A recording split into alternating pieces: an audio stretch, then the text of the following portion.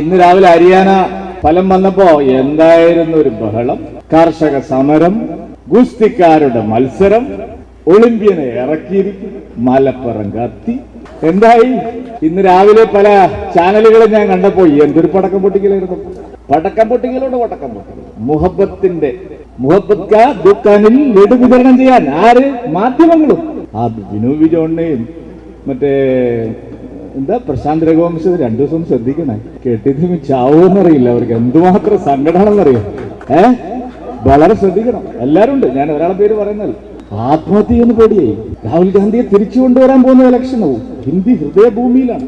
അതേടെ India ഹൃദയഭൂമി തന്നെയാണ് ഹരിയാന. കുരുക്ഷേത്ര യുദ്ധം നടന്ന മണ്ണാണ്. നിങ്ങൾക്ക് കഴിയില്ല. 10 കൊല്ലം കഴിഞ്ഞ് 15ാമത്തെ വർഷത്തിലേക്ക് ഭാരതീയ ജനതാ പാർട്ടി ജനഹൃദയങ്ങളിലാണ്, ഹിന്ദി ഹൃദയത്തിലല്ല. ഈ രാജ്യത്തെ ജനങ്ങളുടെ ഹൃദയത്തിലാണ് മോദിയും BJP യും.